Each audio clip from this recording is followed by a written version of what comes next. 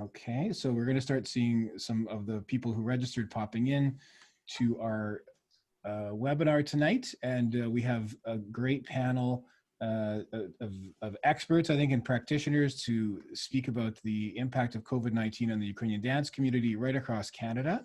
I'll introduce them in a few minutes. I'm just going to connect to UCC Facebook. And so we welcome everybody who's taken the time out tonight. These community conversations have been going on for the last 3 months by the Ukrainian Canadian Congress, and we are working through some sponsorship that the Red Cross and Government of Canada have provided. So we're just going to go live on tonight's Facebook page, and we're having some technical difficulties with one of our guests, but he is on the phone and you'll hear his voice. You'll see my, I guess you'll see my face, but you'll hear his voice. That's our friend Kevin from Yorkton, and I'll introduce him shortly. Okay, we're just setting up the link here. And I can see that we've had people join us who've registered, which is excellent. And we're live. Okay, so welcome to tonight, September 30th. It's the UCC Community Conversations on COVID, which is on the topic of Ukrainian dance groups. As we know, as you all know, that Ukrainian dance groups are one of the most vibrant parts of our community. And we know that the impact has been felt right across Canada, along with all sorts of other organizations. So we have a number of panelists with us here tonight, and as I mentioned, one on the phone. So I'm going to start with Kevin Kluk from the Yorkton Kalyna Dance School, who's on the phone with me. So you'll just hear his voice, and then we'll go through our other guests who are on video. So Kevin, do you want to just introduce yourself briefly? Good afternoon, everyone. My name is Kevin Kluk. I'm president of the Kalyna Ukrainian Dance Club in Yorkton, Saskatchewan. Happy to be part of this panel, and good luck to everybody, and stay safe, I guess. Good advice. Okay, also on the line, and I'm just going to go in order that you appear on my screen, which doesn't mean it'll be the same as on everybody else's screen. We have Darka Taranawsky from Shumka Ukrainian Dancers in Edmonton. Darka, do you want to tell us about yourself? And you just have to unmute yourself when you're speaking. There you go. Like the parliamentarians we're learning this week. Oh, I still don't hear you, Darka. Is it your headset maybe?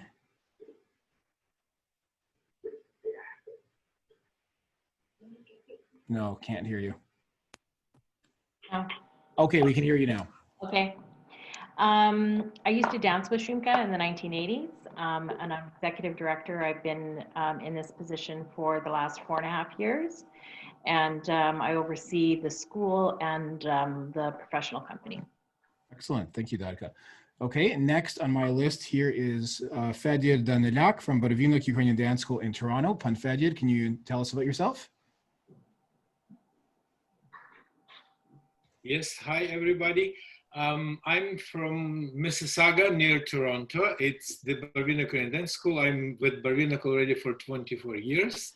I didn't dance with Barvinok. I came from Ukraine, and for all 24 years now I'm leading the group. So my school is almost 450 dancers, and that's it for now. Okay, excellent. Okay, next on our list is Cathy Paroshi Harris from Chaban Ukrainian Dancers in Thunder Bay, Ontario. Hi, Cathy. Hi, can you hear me? Yes, excellent. Okay, I'm the artistic director of the Chaban Ukrainian Dance Group in Thunder Bay, and I've been the artistic director for 33 years and joined the group in 1984, coming from Southern Ontario, Welland, Guelph dancers, and then up to Thunder Bay for work. And our group is a volunteer-run organization, and I happen to have the privilege as their artistic director. Excellent, thanks. And next we have Ashley Cochran from Dolyna Ukrainian Dancers in Kelowna, BC. Beautiful Kelowna. It is so beautiful. I wish I could sit outside, but my Wi-Fi isn't good enough to take you out there. So tell us about yourself and Dolyna. Yeah, my name is Ashley Cochrane. I am currently the artistic director of Dolyna Ukrainian Dancers. I came across the group about 8 years ago, and I was a dancer, and then I became an instructor, and now I'm artistic director overseeing the dance program. Excellent. And last but not least is Christine Priyaczuk from Rusalka Ukrainian Dance Ensemble in Winnipeg. Yes, hi. I'm very pleased to be here amongst all of these wonderful panelists to have this conversation tonight. I was a dancer with Rusalka in the 90s, and ever since then I have been involved with the group on different levels, and I currently sit as the technical director, overseeing rehearsals and doing the planning in the background for performances, etc. So yeah, I'm very happy to be here. Okay, and our friend Kevin has joined us. And Kevin, I was going to wear that Dauphin jersey, so I'm glad I didn't. Sorry. We would have clashed. Hi, everyone. Hi, Kevin. Thank God for my lovely wife. We all have our tech support. Yes. Okay. Yes. So we have a great crowd of panelists tonight.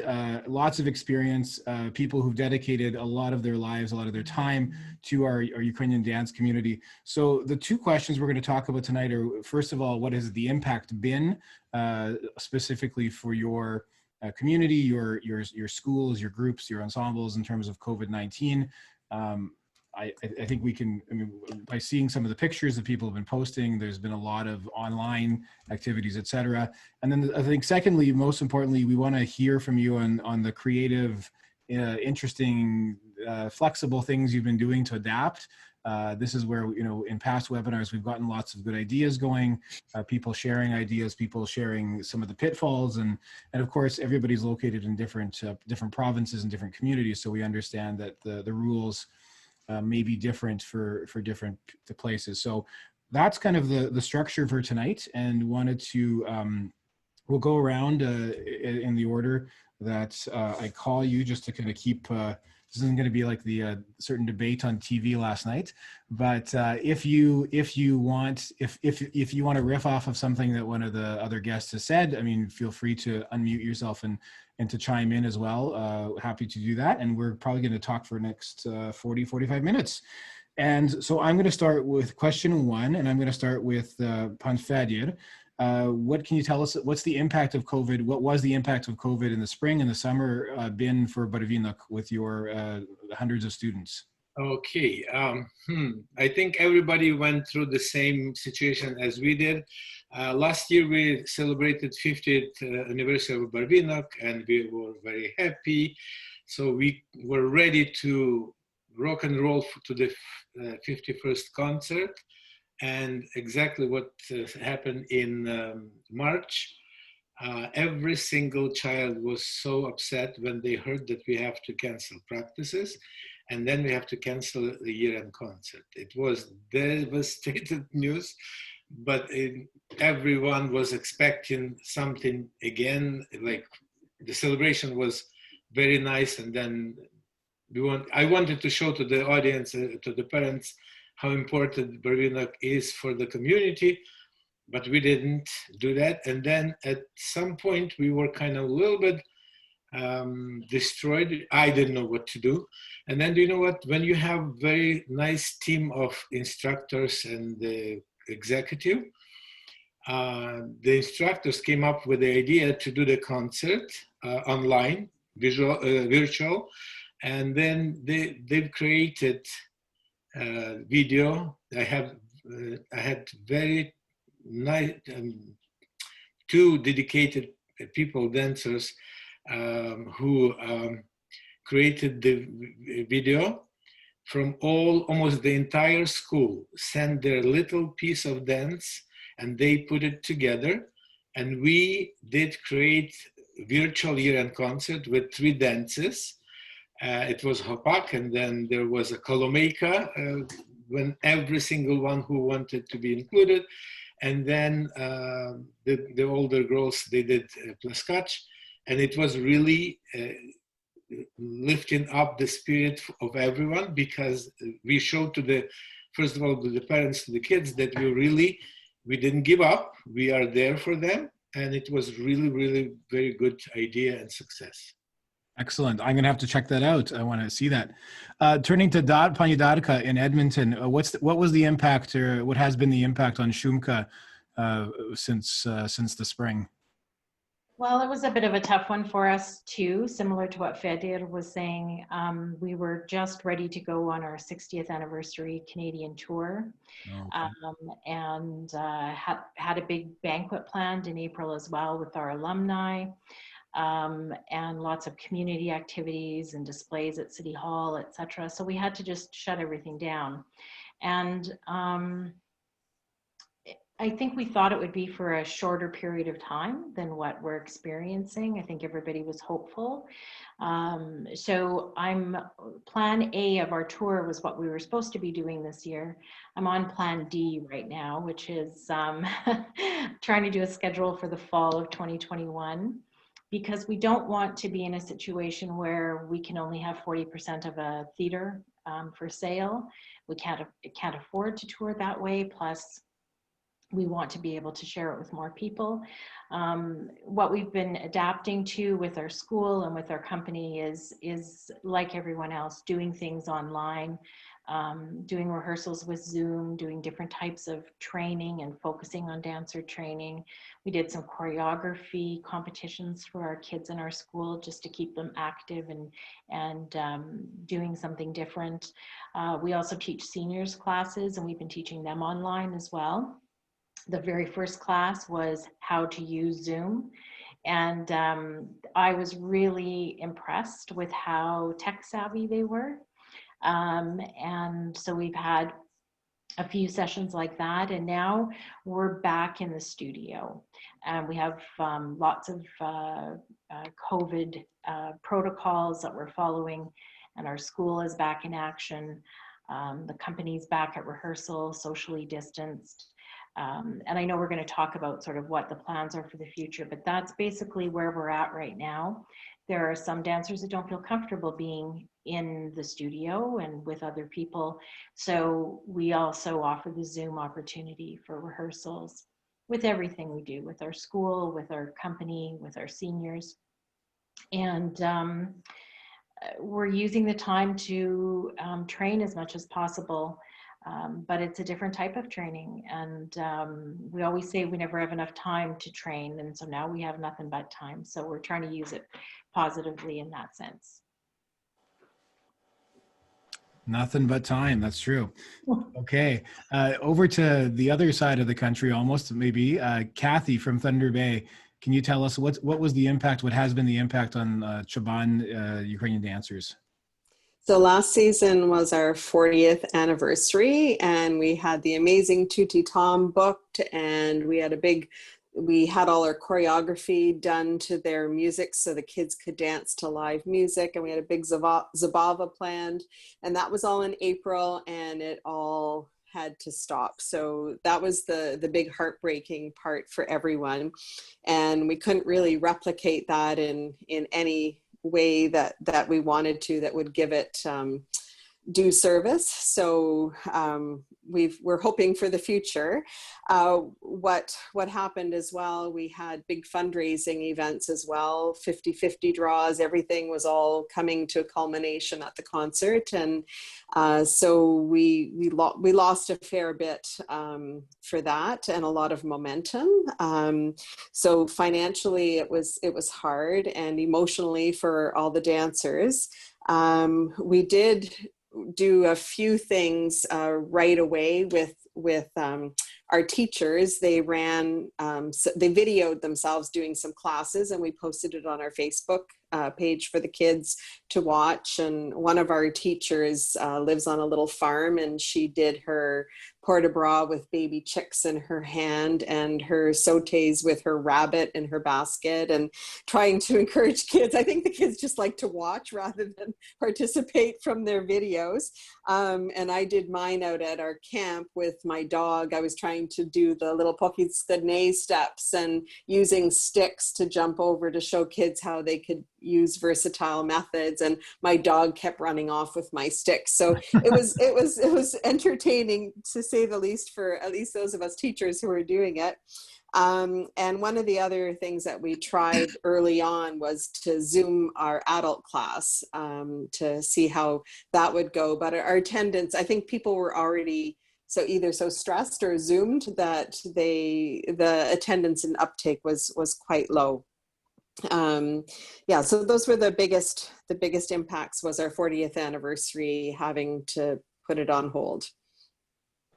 Okay, great. And over you, Christine, at Rusalka, what's been the impact for Rusalka?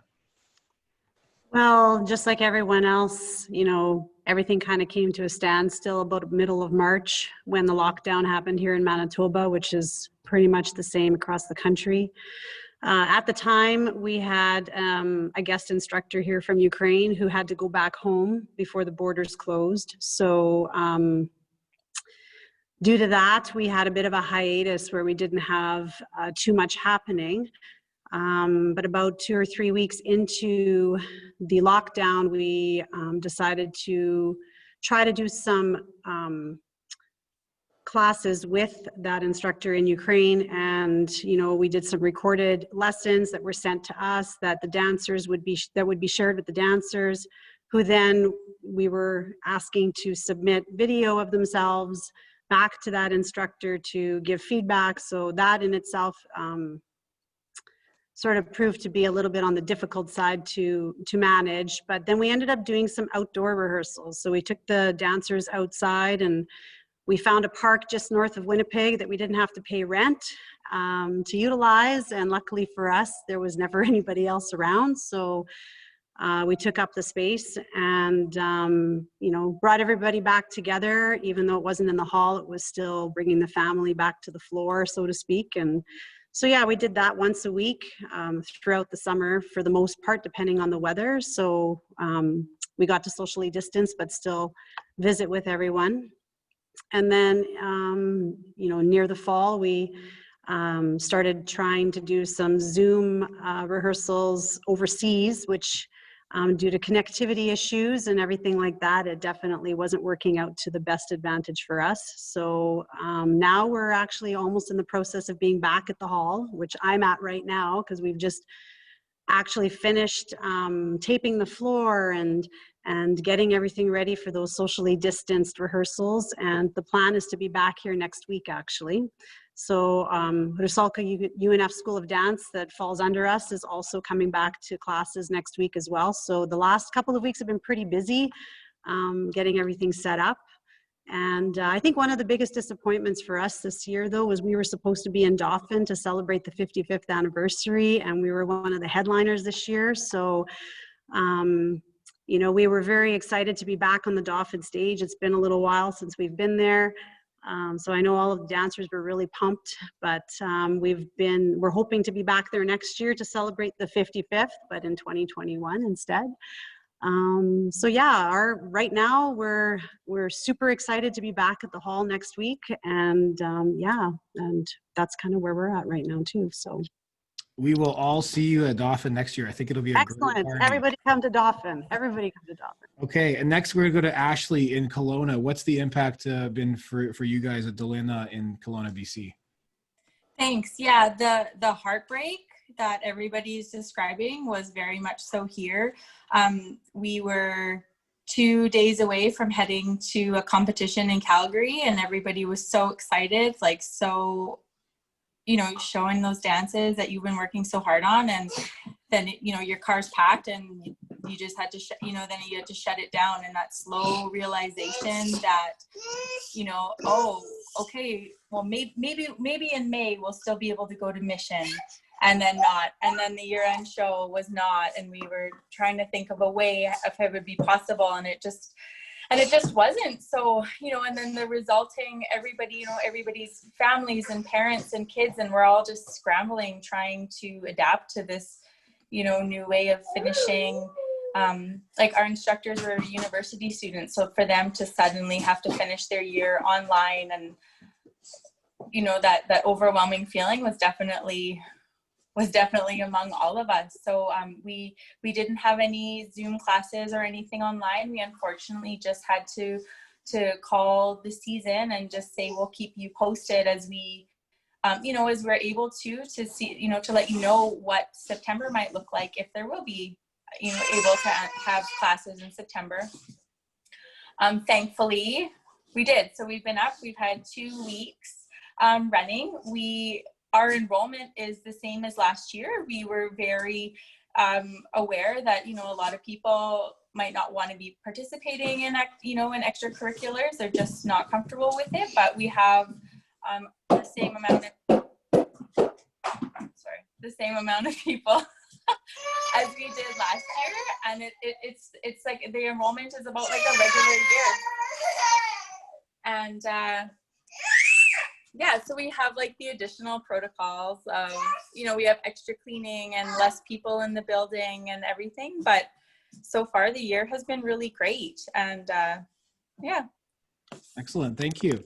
And last but not least, our friend Kevin from Yorkton, but supporter of Dauphin, who I'm sure will be wearing that jersey with me next year. Our group would have been We'll have there to meet this year. at the beer tent in Dauphin in their matching jerseys. So Kevin, what's been the impact on your group in Yorkton? Well, I guess let's go to pre-COVID for us. We were preparing for our competition, making cabbage rolls. We had all our cabbage rolls all prepared. 23 roasters, that was going to be part of it. We didn't make the pierogies for the competition, but we managed to squeeze in our Valentine social that's held every February. We had Sluhai there, and that's where we initially showcase our kids to perform for grandparents, parents, everybody before we get into the competition season. So that went over fantastic. Sluhai was there once again. And then after that, come March, middle of March, we got into Regina for the Tavria competition. Went over without a hitch, but as we were going on stage and one of the kids was saying, guys, let's give it our all because this might be our last competition. Truthfully, when I was going on stage, I said, no, this can't be. But you know what? The wall hit on, this was Saturday, the wall hit on Monday, and it's been horrible ever since, I guess, to say the least, as everybody's been saying. The biggest thing for us right now, of course, is the financial hit. Everybody knows it, everybody's in it, and we're all in it together. The cultural aspect of it. Our hall is, well, we were established in 1975, so, we're a 45-year-old dance group, young, I should say. And so when we got going, or let's see, when we were,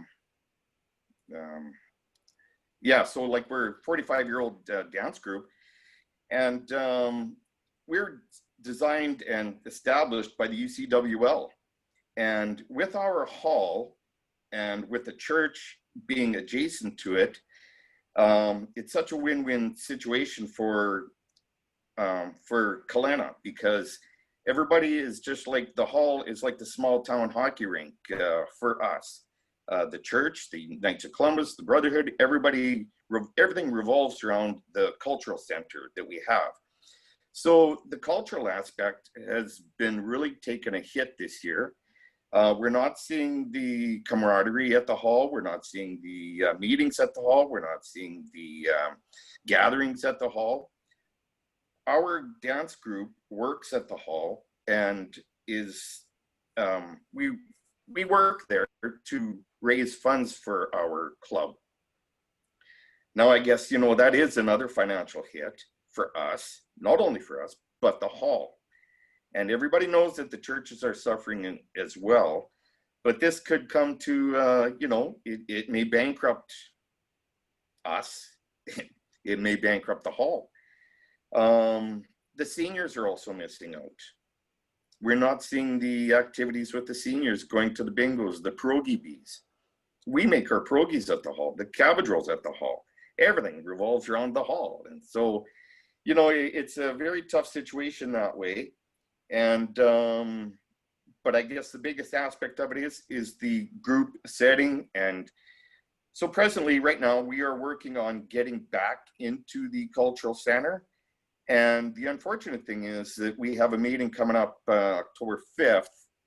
And with all the protocols and policies that we've had to go through to write a book, basically about COVID and what we're going to do and how we're going to do it and when we're going to get there, and see if we can come out of it some way and help the hall out and carry on. We haven't had any meetings. I guess in a way, I'd like to think I'm a good president, but I'm a bad Zoom president, as I was late. So we're gonna, we are gonna do what we can. And believe it or not, we've increased our registrations this year by 14 over last year. So I'll take that in a heartbeat. And a lot of those are the 4 and 5 year olds, but we're also taking some other ones.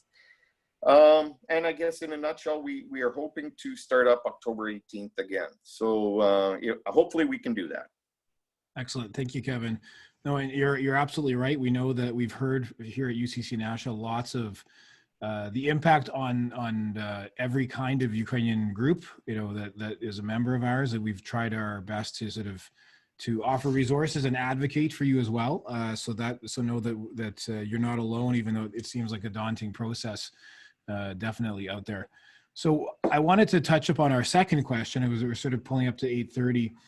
We're going to go in the round again. And some of you have mentioned some of these things, and I think maybe you could elaborate on some of what's worked, maybe what hasn't worked. We want to talk about sort of how you're adapting and what your plans for the year ahead are. And again, much has been mentioned, but I'm happy to give you some time to talk about what's been successful, or what you've seen from other folks, or what you're thinking about trying. And basically how you're approaching sort of thinking ahead. And again, Darka and others have said that you've had big anniversaries canceled, and so the UCC is going to be celebrating our 80th anniversary this year. We're not doing any in-person meetings or in-person activities for that. So we're being creative more than we would like to, but that is its own kind of exercise. So we're going to start with Fedir again, just to go around. Fedir, question 2 is just how has Barvinok, how have you been adapting? What's been working, what's not been working, and what's your plan for I guess we're sort of in the fall and winter. Mm-hmm. Okay, I'm going to start with kind of ending of my first question, because I didn't want to touch too much, but now I really feel for those who had to cancel celebration, because we did have in 2019 our 50th anniversary, but we had to cancel a few trips to Ukraine and Croatia to participate in the festivals. It was really bad moment for the dancers. They were all excited to go. And then what would say what was good of COVID-19. I had the opportunity to apply to lots of festivals online in Ukraine and in Slovenia. And surprise, surprise, we won first places in Grand Prix online. This was really, I like that idea, because, and it may be for the future, maybe we can all do that, because sometimes you don't have money to go all over the places, right? And if you know, when you have a comment or ocinka, how do you say in English, ocinka? The evaluation from the favorite people or very important people of Ukraine, the highest mark. So you know how I felt when I received that Grand Prix.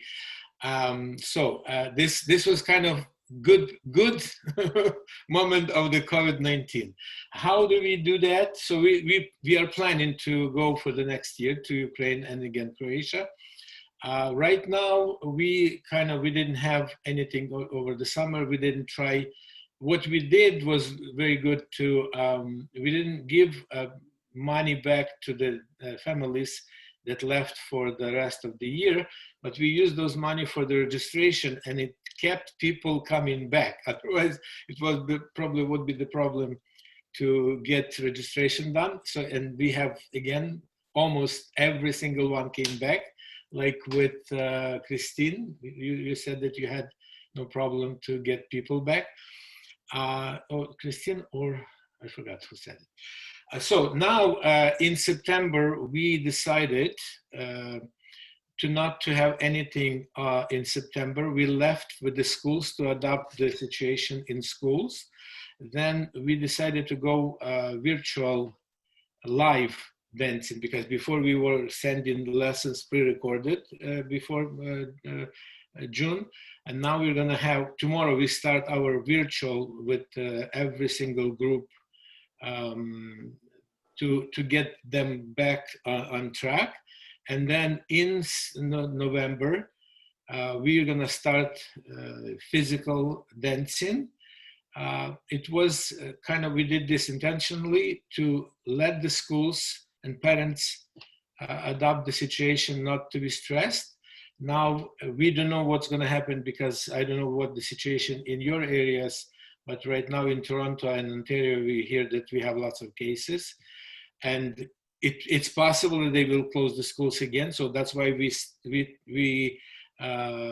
decided to go virtual for 1 month. And then if everything is okay, we safely will go to social distancing dancing in November. That's our plan. And I hope that we will be able to create something. It will be definitely not the same year-end concert program that we did before, but it will be something unique too.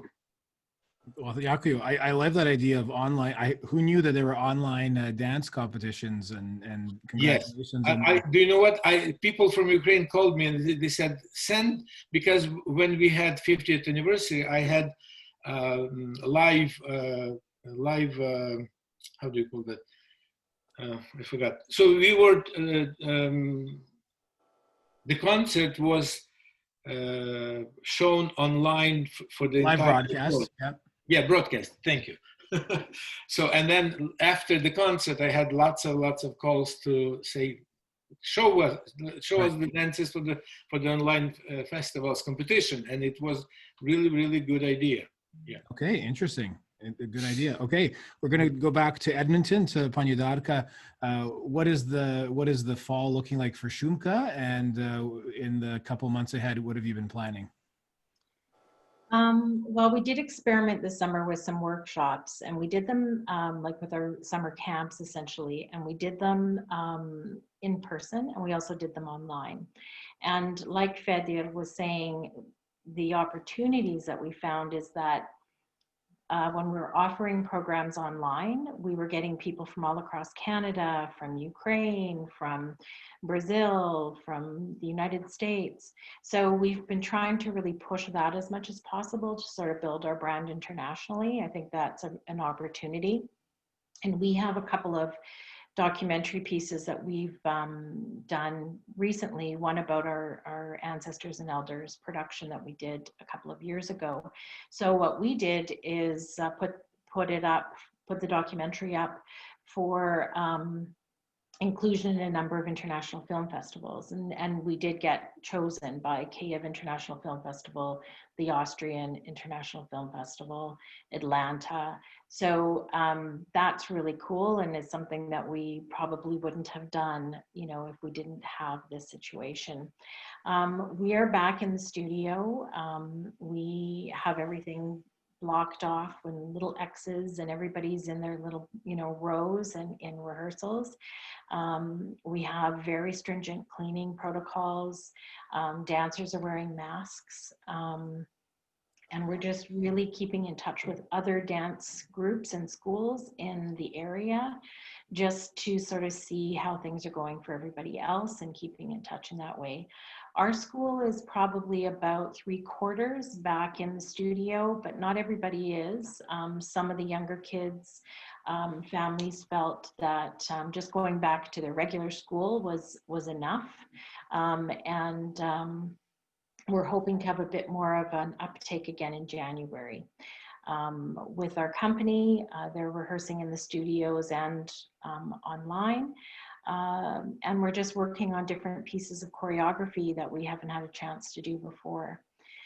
So those are kind of some of our main areas of focus, but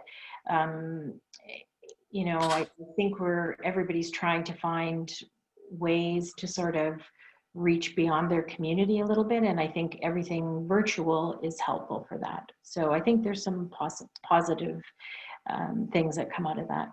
That's great commentary. And I've actually found that these conversations that we're doing, we wouldn't have been doing them if it wasn't for the COVID situation. And it's actually been a really good way to meet and connect. People have decided that webinars are now a thing that they can do, and we're happy to embrace the possibilities to connect people. Okay, going back to Cathy. So thank you, Darka. Cathy in Thunder Bay, what's the year looking like for Chaban, and what are you guys doing sort of right now? So we usually start right after Labor Day. So we waited an extra week. So we've been running classes for 2 weeks now. And we are part of Ontario, and the rules have gotten strict again. The day we were starting classes, the day before, the government announced the new protocol of no more than 10 people together. So it was a scramble to get a hold of public health to find out if that applied to us. And they said, actually, you're supervised. So this is only unsupervised. You can't have groups of 10 or less. So it's also very difficult to get through the 1-800 number to find clarification when the premier changes all the rules. So we're very lucky that we can actually have 50 people in our building at one time, but they all have to be masked and socially distanced. So we did mark our hall, and we were going to mark the floor with lines, but we decided to do little T's instead. And then that way we can use, we can get more space out of the hall, and we did the floor in a hexagon shape rather than in lines. So it's everything staggered in T's. So we were able to get up to 35 people on the floor if that need arose. So our biggest class right now, we have 28 people. So we had to mark our ballet bars, which are portable, and we had to mark the floor very carefully, and we've got hand sanitizers everywhere, and after we use the bars, we're cleaning. So we've added an extra 15 minutes at the end of every class for cleaning and the railings, etc. Our registration is down. We've got almost 3/4 of our kids and dancers back, which is actually a lot better than I was quite anxious when we had registration that that we weren't going to see as many people. And again, we have mostly a lot of the youngest ones. We have a parent in me class, and our little Sonechka 4- and 5-year-olds are the biggest classes, and our ensemble. Our ensemble, we've got 28 people that returned, which is great. And our adult class, our euchre-size class, we're hoping that as momentum builds, people are starting to come back and trying to determine how safely we are dancing. And dancers are finding it very hard to dance aerobically in masks, but they're getting used to it. Instead of using the floor space to run several people doing corner from one side to the other, we've had to have people stand on their T's, and then their little T's on the floor, and they shift like a little chain, and one person goes across the floor at a time. But in 2 practices alone, where everybody is actually having to watch that one person, I've already found their ability has excelled immediately, because they're being watched by all their peers, whereas before there was several people all doing it at the same time, and not much often time for, let's say, me to comment on them. So I think that's actually kind of a neat benefit. Some of our class groups are very tiny, so we've merged age groups, and that's been complicated because we've got like 4 different ages in one small group of 6 kids, and trying to teach them appropriately challenging stuff, but also basics. And so I've challenged our teachers. This is a great opportunity to make sure everybody has the basics and drill it, so that by the time they become ensemble level, this cohort will be amazing. So trying to look at opportunities for it. What we do with choreography for some of the younger kids is probably more complicated, and because we want them to stay enthused and interested and not just work on drill technique and make it more exciting for them. So again, I've challenged the teachers to think of creative ways to change a basic step up so that it can be more exciting for them. And with our ensemble group, we've been running our choreography, but without touching. And everybody's wearing a mask, so we're not actually. And interestingly, we've touched base with some of the ballet schools in Thunder Bay, and some of them are doing rehearsals and they are touching, or they're doing rehearsals and they're not wearing masks. And I'm just a little anxious about that. I think at this point we're following the rules as best as we can. We have had families being very responsible. They have to pre-screen before they come, screen when they get to the hall. We have to show our cohort list and have it ready should we need to. People are calling in sick. We've canceled our perfect attendance award because we don't want people to come if they have a slight cold. And this past summer, we did enter our dances in a we had to miss the Manitoba Mud Festival and the Dauphin Competition Festival for our kids that wanted to compete. So there was Rodavid ran a virtual competition. So our kids competed in that, and that was great for the ones that wanted to do it. And we luckily had videos of them from one of their last rehearsals. So hopefully we can participate in that kind of stuff as well once the dust kind of settles from starting up again. And we're just hoping that the government, with you guys in Toronto, come on, Fedir, keep COVID down. We don't want to be affected because Thunder Bay right now has negligible COVID cases. I do my best to keep it down, but can't help it. And this summer we were also supposed to perform at the Ottawa Festival with our ensemble. So the dancers that were there for the 40th anniversary and for this travel, some of them have not come back because they're thinking, well, we're not going to be doing that same exciting thing. But those of us who are there, I think we're just so happy to be back dancing and breathing dancing and back with some of our friends as well, just trying to keep them 2 meters apart. The teenagers are the worst. And the young kids. It sounds like you. I mean, you've done lots of obviously research and investigation and you're doing. It sounds like you're doing a lot to make sure that you have all the record keeping and all the protocols. We're going to go over back to Winnipeg. Oh, go ahead. Cathy, send me that regulations of that you were talking about. Can you send it? Sure. I can also send you. We have a log sheet that we keep. I work in a hospital, and I have all this stuff at easy access. Okay. Yes. I'll share it. Thank you. Well, yes, share it with me, and I can share it with all of our folks, and maybe even put it on the UCC site. Okay, awesome. We're going to go back to Winnipeg, to Rusalka, to Christine. What's your fall been like? You've described it a little bit, and what's the plan for the year ahead? Yeah, so the planning for the year ahead really started back in June. We started having meetings with the organizers here at Ukrainian National Federation Hall in Winnipeg, which is our home, and started working with them on building the different protocols that we needed to keep in place for COVID, obviously, like everybody else. A lot of research going into what type of cleaners were going to be safe to use in the facility, especially since we have hardwood floors here. We wanted to make sure we don't do any damage to those floors. So there was a ton of research that went into that. A lot of back and forth, but like I mentioned earlier, we have come to have a plan in place. So the school is starting next week. Rusalka UNF dance is starting next week on Monday with our junior Rusalka group coming in as the only group on Monday nights. And then our second night of the week on Wednesdays is the rest of the school. So what we have is the first class starts at 6 and goes until 7 o'clock. And then we have a half-hour hiatus in between groups for the next cohort or next group of kids to come in for classes where we have a chance to clean the floors and we can clean all the surfaces to make sure that everybody is safe.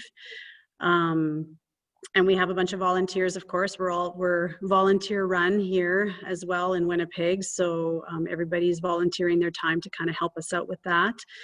We also have the kids or the parents and kids screening at home prior to, they have to submit their screening form to us 1 hour prior to their class time. And we actually have we're going to have a QR code on the front door. So if anybody who didn't get that submitted can actually do it outside on their phone prior to entering the building. They have a check-in point. So instructors aren't doing attendance anymore on their own. We have a log sheet that we keep of all the kids that are going to be on site at the time so that we can do any tracing. Should that happen if we, heaven forbid, have a positive case come through the school. So yeah, we have a lot of protocols in place for the school, but we're translating that over to the ensemble as well. Like I mentioned, we're starting back as well next week. At this point, we're only starting on Tuesdays. We normally run Tuesdays and Thursdays in the evenings to run rehearsals, but we're taking a slow transition back to the floor because we haven't really done a lot of dance, as we know it in the last few months. So yeah, the dancers are going to be in 2 cohorts. The main floor here where we normally run rehearsals, we have it taped out to 10 by 10 boxes, although the 6 is the recommended distance. In doing some research, we found that there was some recommendations to keep 10 by 10 spaces around when you're doing activities such as dance. So we've taped off the floor in 10 by 10 boxes with X's in the centers, mostly for the kids in the school to maintain that distance, but we're gonna also utilize that for our ensemble at the beginning as we move back into the hall. So we have one group of dancers coming in at 6 o'clock and they're gonna be rehearsing for 2 hours, but at the 7:30 mark, they're going to move into our lower level and continue the class and finish the class there while we clean the main floor to allow the second group of dancers to come in. We can only accommodate safely in our space 24 dancers. We currently have around 30 dancers in the ensemble. So this way, just to start, we thought we'd keep them into 2 separate groups. And then as time goes on, who knows, things will evolve and change. We're going to be having them wearing masks when they're in the hall as well. Here in Manitoba, we've moved into the code orange level, which is the just below the code red, which is the big restriction lockdown. So Winnipeg has seen quite a few cases in the last couple of weeks. So we're crossing our fingers that the government doesn't come down on Friday afternoon at 4 o'clock or Monday morning and put us into a different level of restriction. But we can currently run in that way. So yeah, I think the plan moving forward is for us to just, stay positive and hope that, in January is when we're hoping we can be back on the floor full time as we, maybe not as an absolute normal, but, we have a 60th anniversary coming up in a couple of years, which we are, starting to get really pumped about and starting to do some planning. So, we're hoping that COVID is gone. I know some, others have already spoken to how they've had to rearrange and reschedule your lives basically based on COVID because of your, tours and stuff that had to, unfortunately. And I had tickets to Shumka. I was looking forward to Shumka coming to Winnipeg. I was all ready to watch, but hoping to see them here very soon. But yeah, I think we're just really hoping that we just ride the wave, like we can only do what is allowed of us here with the government restrictions, and we can manage it as best as possible. And we're, moving forward. So, I think it's kind of the same for all of us, but I think we have to keep that level of positivity there, and stay positive and keep that momentum going and move as quickly as the government will let us. I mean, and how quickly COVID will let us. So, but yeah, no, we're looking forward to Dauphin next year. Okay, we're all going to see each other in Dauphin. Okay. Thanks, Christine. And I did want to say we have a good crowd of people watching us on Facebook. We have some friends from the Pavlichenko Folkloric Ensemble in Saskatoon, thanking all of you for sharing your insights, and some friends from Leduc and the Capital Ukrainian Festival and others that are sort of saying hello to all of you and thank you for sharing and for doing what you do. We're just going to go to Ashley next and then to Kevin. So Ashley, back to our planning for the year ahead. What does that look like for Dolyna dancers in Kelowna? So like I said, we've been dancing for a couple weeks now, but there are definitely some changes. Parents you know, they're not coming into the building to drop off the kids. They're kind of dropping them off at the door, verifying the pre-screen that they. Ashley, we lost you there for a sec. I'm here. Oh, okay. Well, we're going to go to Kevin, and maybe we'll get Ashley back. Something. Yeah, happened. I kind of, my screen went black too. So, okay. Well, okay, I guess I'm pretty much just the same as everybody else and with the policies and procedures, but I'm actually pretty fortunate. I have a nurse in my house, my wife. She works with infectious control. And so what she did is, based on the Saskatchewan health guidelines, policies, and procedures, there was a return to dance policy that was put out. And so we just, and of course that changes from day to day. And so what we did is we just revamped that a little bit to make it more conducive to our setting.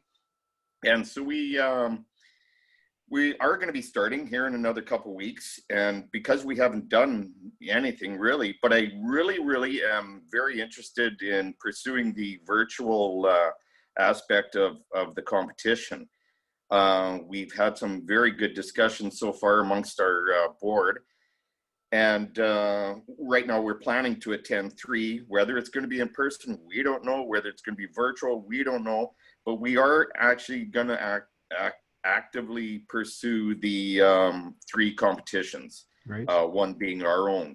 And with our, you know, our competition is everything to us. It subsidizes us, subsidizes our rent, it subsidizes our fees, our costumes, it's everything. So without that, it's going to be pretty difficult. And what it's going to do, it's going to be money out of everybody's pocket once a little bit more. We also are going to try to do, like what we always do is we do a fall food fundraiser. And what that does, it gives us money in the pockets to run our club. And so I think we're, instead of making pierogies and cabbage rolls and selling them, we are going to go to more of a frozen food type of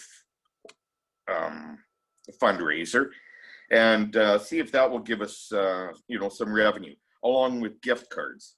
So, you know, if somebody's looking for a way to make some money, you know, and it's safe, so that is pretty much what we plan on doing. And hopefully we can get back into the hall ASAP, like I said, October 18th, carry on.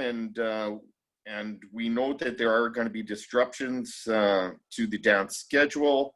What we have done, and the unfortunate part about it is we have had to cut back on one of our instructors. Instead of running 2 instructors in 2 different rooms, we're adjusting our times of dances and just running from 4 till 9:30 to accommodate the dances one evening. There again, the hall has their own rules and regulations about cleanliness. So thank you, honey. So yeah, that's in a nutshell. And I really appreciate, you know, listening to some of these ideas that you guys have all come up with. And, but I'm very interested in pursuing more of the virtual aspect of completing this dance year somehow, some way. We will be positive. Excellent. Okay, Ashley, you're back. We lost you there for a sec, but you're back. Sorry. And we see your lovely baby there with you. Yes. Do you want to tell us, you were just talking about what the year ahead looks like for Dolyna in Kelowna? Yeah. So they drop them off at the door, and we have that hand sanitizer, and then they go. And what we are allowed to, the WorkSafe BC outline for COVID and how we're going to proceed. They do allow they allow the kids to touch, so they can link arms and hold hands in dance class, and they don't require them to wear masks like some of the other groups I'm hearing are doing.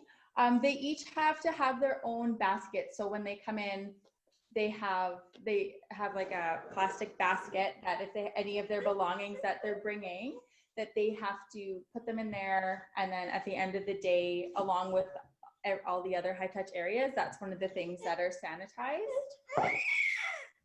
And yeah, so as far as how things change, like our mandate is that we're out in the community a lot. We spend a lot of, sorry.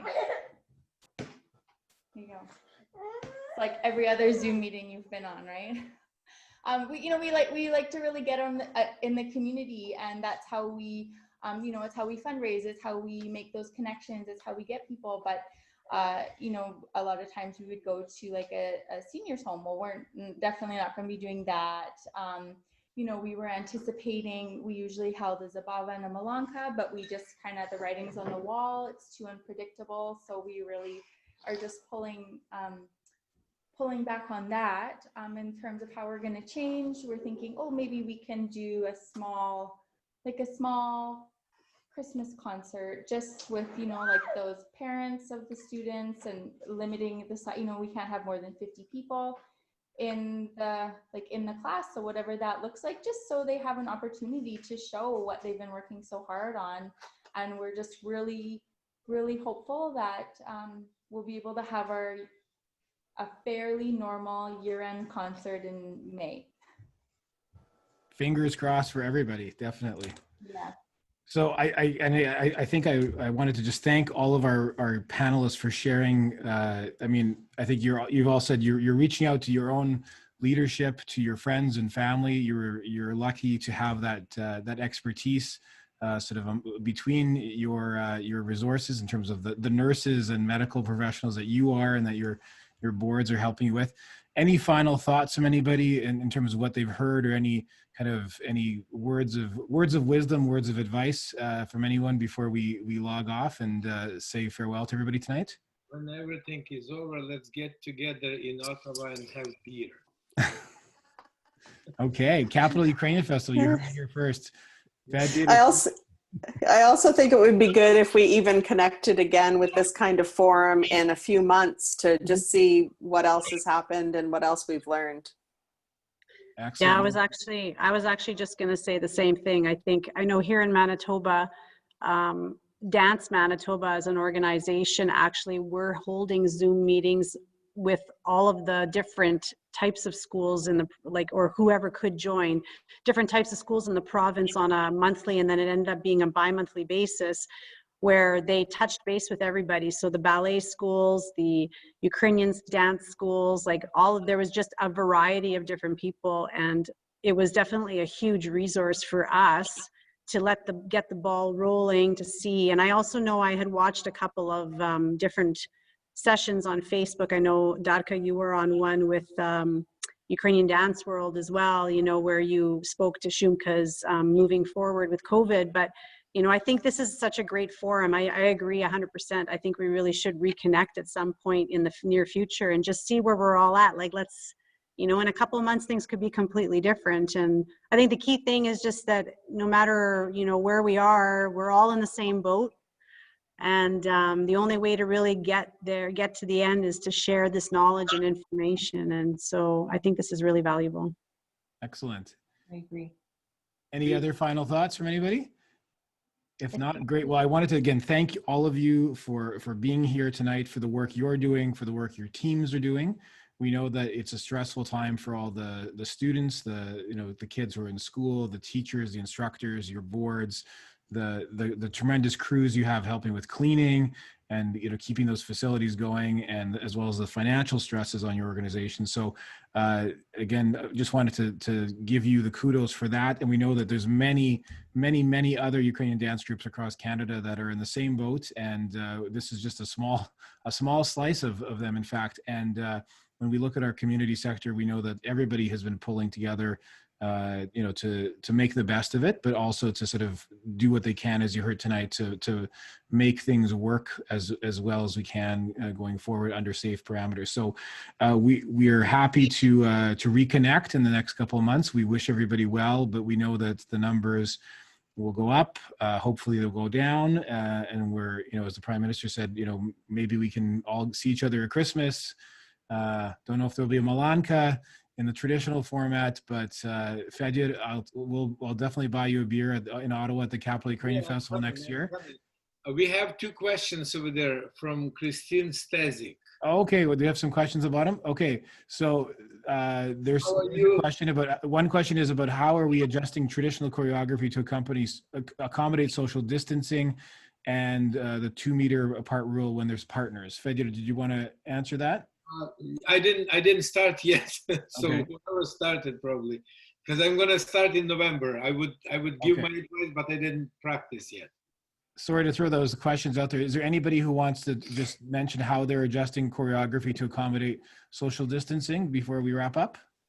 So for us, some of our ensemble dances that we bring forward every year from the past, we've just tried to run them without holding each other, and we're trying to just figure out how can we have a girl be lifted without touching her? Can she just jump? Like just little things like that, and instead of holding, just to pretend you're holding. And it makes it harder on the dancer because they can't count on each other to pull them and swing them and twist them and turn them. So it's actually going to make for stronger dancers in the end, but we're just trying to use that choreography without having to change it substantially in the event that we can go back to it in the end. And we are talking about, like for the children, where we're starting with new choreography to make it socially distanced right off the bat, and movement will be allowed, but to always keep that distance. I thought about using pool noodles to keep the children apart, but that they'd probably start hitting themselves over the head with it, and it wouldn't be a good idea. But trying to think of different props maybe that can help them keep apart. Okay. Anyone else want to chime in on that? Darka? Axes are a good prop, right? Because you can use them as a bit of a divider. We use pool noodles in our summer dance camps for the younger kids, and it was great. And like somebody had mentioned before, it's not the little ones that need so much direction, it's the teenagers that need the direction of staying apart, because I think they're kind of invincible. Yeah. I think here, like, we haven't actually started our classes till next week, but I know a lot of our conversation has really revolved around focusing on the basics, kind of going back to the fundamentals and taking the extra time that we have now because the kids are distanced and we're not going to be doing a lot of partner work, is to really focus on, like someone else had mentioned, you know, this cohort of students are likely going to be some of the strongest dancers we might develop over the years, because they're getting that extra time on all that basic dance. So I think the main thing is just to focus your choreography on like not a lot of partner work, although Ukrainian dance is very partner based, but make it fun for the kids too at the same time, you know. So it's not easy. I think it's a challenge, and we're just going to continue to learn as we move forward. So, and great question. Go ahead. I can add that what just Christine said, we can polish the dancers and the dances.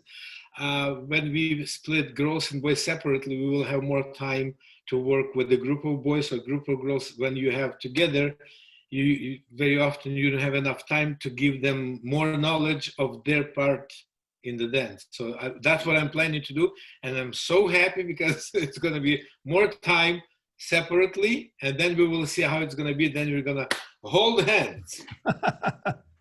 Okay, thank you everybody again. Great questions, and we will put this up on YouTube shortly, and we'll keep in touch. So na dobranic. Bye bye. dobranic. Bye bye.